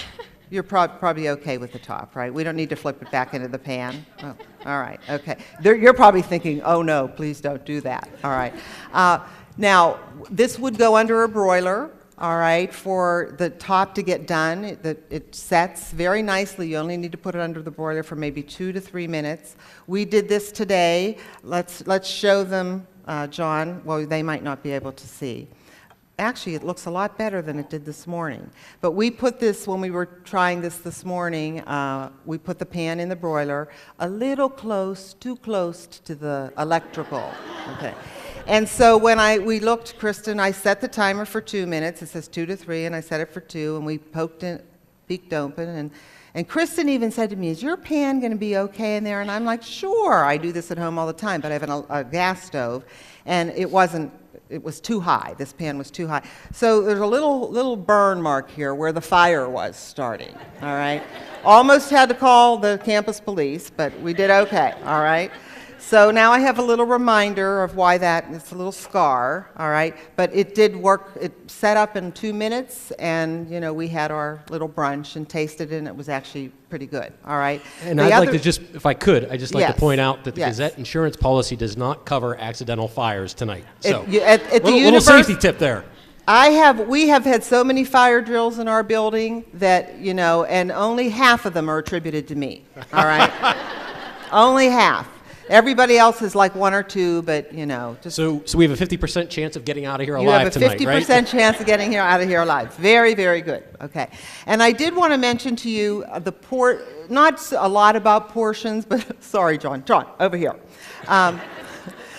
The neat thing about something like a frittata or something that's a little bit lower in calories, you can eat a little bit more, and it often will look like more. We deliberately, of course, put this on a small plate so you can see that, and this is considered a portion in your recipe booklet, all right? And this is not high calorie. You've got I'd probably put a lot more vegetables in it. Most of us in the profession of food nutrition don't badmouth an egg. They're very high in protein. They're very good value in terms of you get a lot of protein for your money. It's just like anything else. Be wary and not have too many. So we don't, sometimes the egg gets a bad rap, all right, and we just don't want to overdo. Okay, so that shows you that there. The other thing that I wanted to call your attention to, and it was really just because we had the ingredients, there's another recipe in your booklet it's called creamy orzo, and basically you cook your orzo in broth, whether it calls for chicken broth, but you could use really whatever you wanted. And if you don't want to use broth, you could even full strength, you could do half and half, but it basically gives the orzo a little bit of flavor. And then all you do is add a little bit of sun-dried tomatoes and feta cheese, and we put some fresh parsley in it.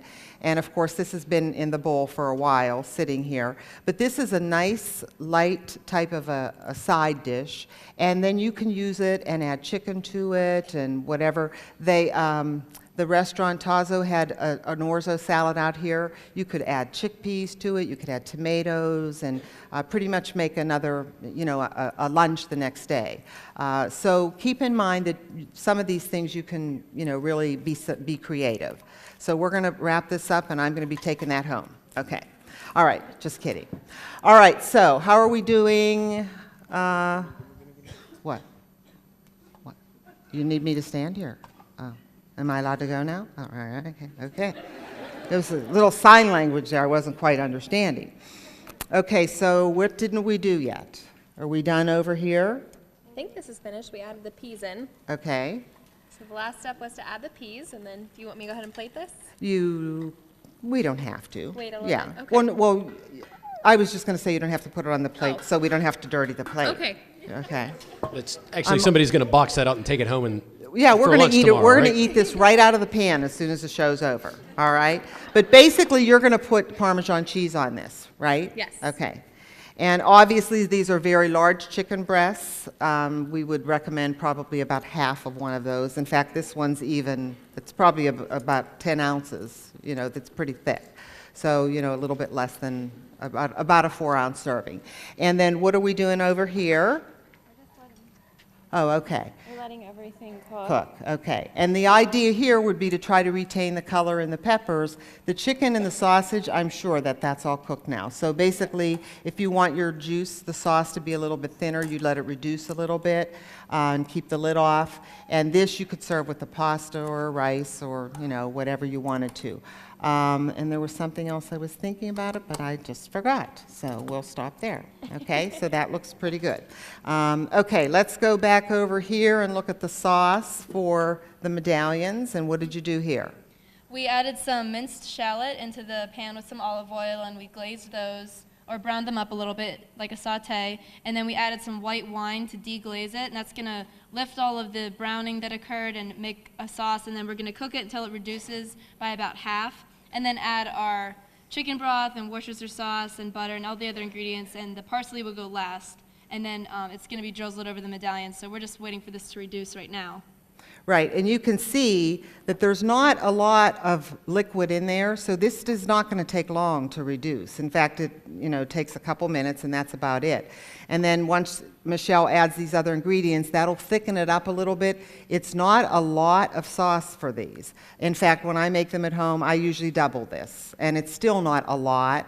But the whole idea is it's enough that it just coats it and gives it a little bit of a tang that complements the pork medallion, and it's just another way of having something good and lean and eating it with a little bit of a different flavor. Okay? Doesn't the wine smell good? The wine smells wonderful. Yes, we can smell the wine cooking up here. So, all right. So Michelle knew to ask me that. I don't know why she thought that was a good question to ask me, but. All right. So beer is my preferred beverage, but we'll talk about it another time.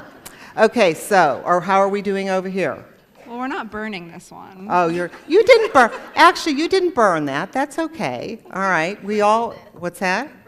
Okay. I'm going to ask Kirsten to tell you one story, if you don't mind telling the story about the parsley and the shallots. Okay. Can you tell that? Now, we run into these types of things when we are on campus in our foods classes very often, because students are just learning to cook. Now, these students here have an undergraduate degree in nutrition. They've already completed their food and nutrition degree, and now they're in a dietetic internship. In another couple months, they're going to be able to take their RD exam, and we're going to have 6 new RDs. Actually 12, because the 6 in the first show will do the same thing. But the younger ones who come to us are sometimes a little, don't know a whole lot. And that's okay, because that's why they're there. But Kirsten helps, all these interns help in our foods lab, so they help guide some of our younger students.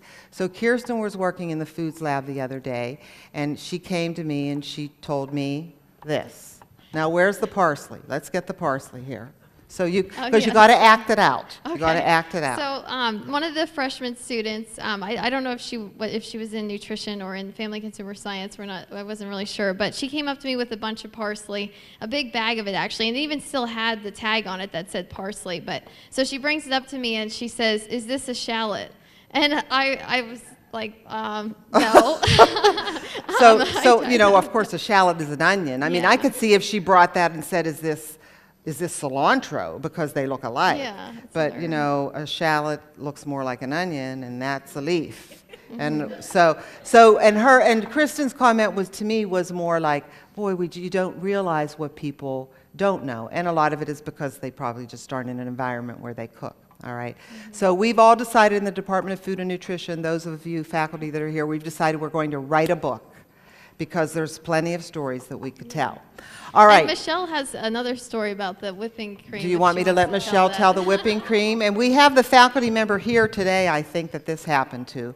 So go ahead, tell the story about the whipping cream. Also in the same foods lab class, a student who was making strawberry shortcake, I guess she's kind of an experience with cooking. She made the shortcake, and then she had to cut up strawberries, and then on top of it is whipped cream. And no one told her that she had to make the whipped cream from scratch, so she just took the entire box of whipping cream and dumped it all over the whole cake. The carton. The carton. It looks like milk, and just drenched the cake. So that's another story for the books. Okay. Are you not supposed to do that? No. Is that no. No, Sam. I guess that's why you do have a vending machine in your living room. Okay. All right, so I think we're good. You're doing good here with the sauce. Do you have anything else you wanted to tell them? No. Okay. No. She wants to be done with this pork. She wants to be out of here. All right, so we're good. You guys are good, right? We're good. You're good. I don't want to forget anything. Okay, so we're done. Thank you so much for all of your attention. Okay. Okay, now you can clean up. Did you hear me? I said, okay, now you can clean up.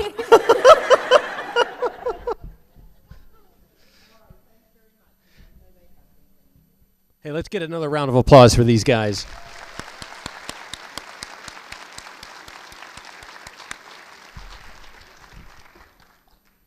I know a lot of people in the community kind of like roll their eyes when it comes to IEP, like, oh God, these college students. But you've seen an extraordinarily talented and hardworking and very professional group of young people up here. And yeah, exactly. And we owe IUP a big tip of the hat for helping to put this on tonight. So it's almost beer o'clock in the evening, and I know you all want to get out of here, but we got a couple more things to do, and we can go home. What do I got to do? All right, so we're gonna finish up. We're gonna finish up drawing these door prizes. So,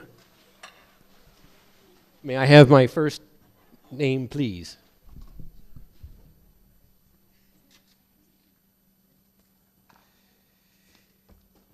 Carrie Henry, come on down. You have won a new car. I've always wanted to say that. No, you won. What did you win? You won a $20 gift certificate to Giant Eagle.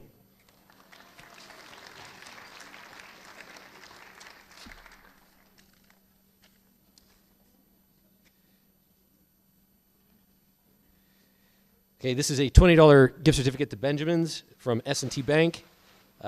Kristen Mayton.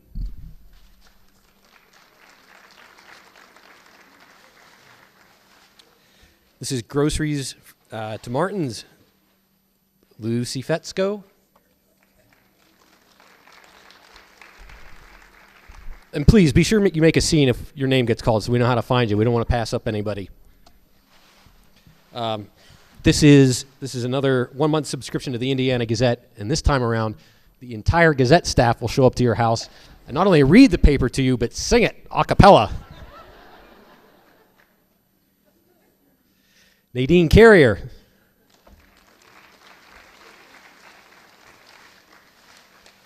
We have another $10 gift card to Salzburg Shop and Save. Jenny Smith.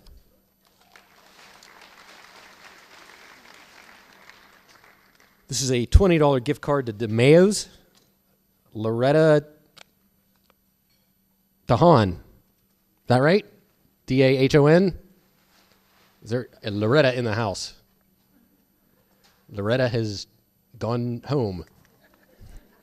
All right. What do we do? Skip? Dalton, I'm sorry. All right.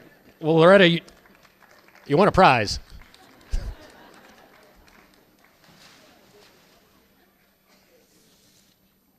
Wait, what was that prize? That was a gift certificate to Martin's, right?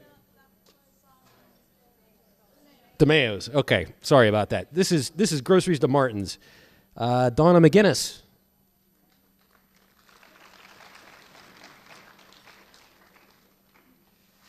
This is a $25 gift card to Yornix. Chris Oswald.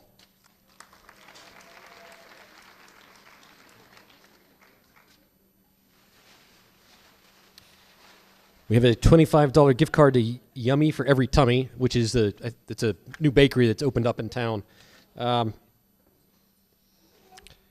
Alice something. That Alice Kelly. I'm sorry.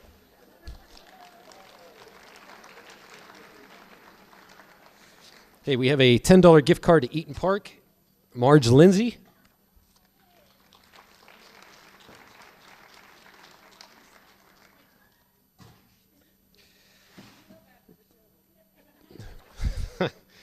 This is a Melissa and Doug toy. Melissa and Doug toy. What is that? Like two mannequins or something?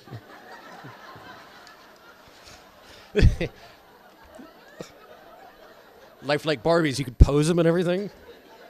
Put them in your window at Christmas. This is from Debnars, and this is going to Stephanie Maines.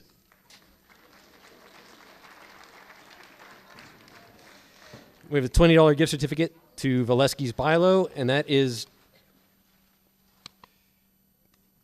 Can you win something more than once? Donna, your investment has paid off. Donna McGinnis.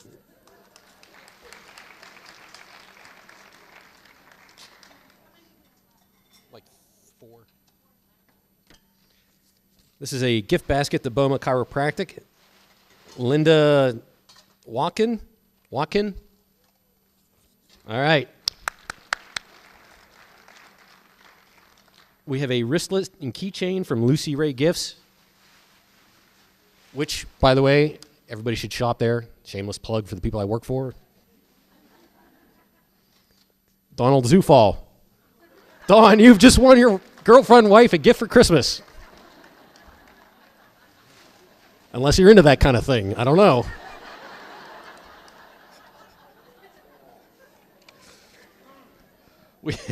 $75 gift certificate to the Flower Gallery is going to Barbara Miner.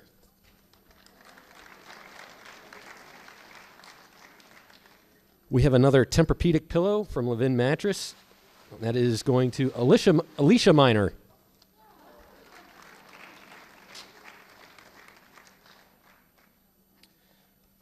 We have a $20 gift certificate to Giant Eagle. Tammy Setlock. Tammy, where are you?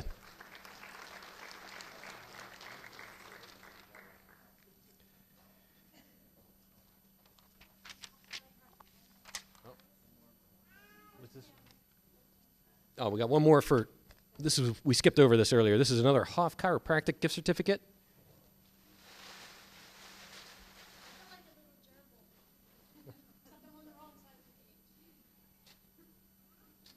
You know, the audience can't hear you. You need to come up here, and otherwise I just stand up here and look pretty.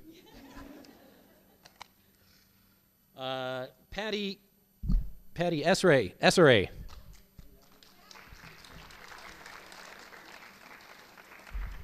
Hey, boss, how many gift certificates were we giving away for the lipo laser? Was it 1 or 2 in this round? 2. So then we only gave away 1, right? Did we do 2? All right. Okay. So I think we're done with that. Okay. So we're going to move on to the table. Okay. So this is another giveaway, another chance to win. If you recall, there were prize tables out front. You could throw some tickets down for that. We're going to draw those. Oh, this is the dinner and theater package. Or, I'm sorry, no, which one, what are we doing here? All right, it's a guy thing.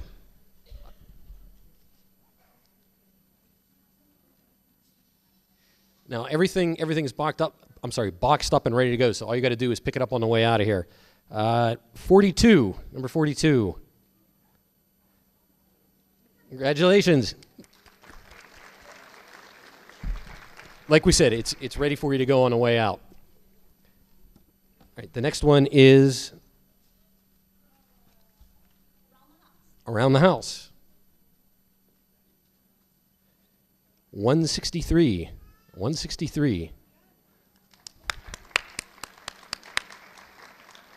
It's very anticlimactic. We can't hear you. We don't know who you are. All right, this was the What's Cooking package. If you win this, we expect something big from you. Cartwheels. 33. All right.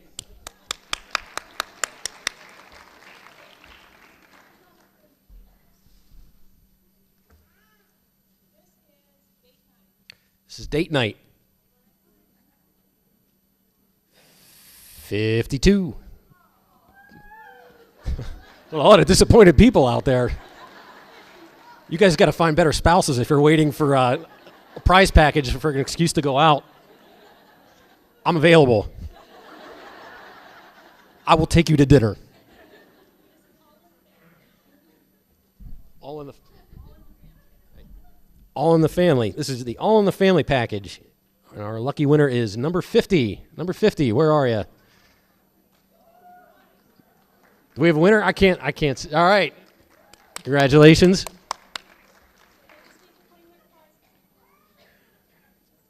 Okay.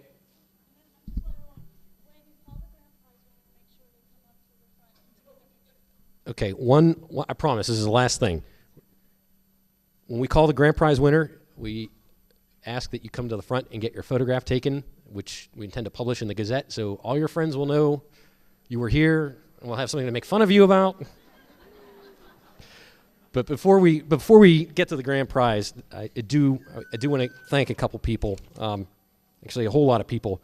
Our sponsors, the folks that help us out with the Candemonium display, everyone who donated prizes and food samples, all my colleagues at the Gazette, well, some of my colleagues at the Gazette, certainly all of you. I know I said this before, but I can't stress this enough, that your help is much appreciated by the food bank and has helped out a lot of people who are in need of some help. So, yeah, you deserve a round of applause.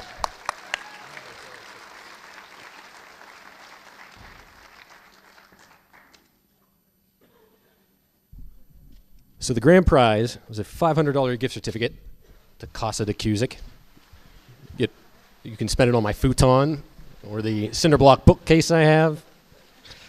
It's a $500 gift certificate to Climber Furniture. So go buy yourself a bed, a couch, something nice. May I have the name, please? You ready for it? Lisa Arthur. Where are you, Lisa?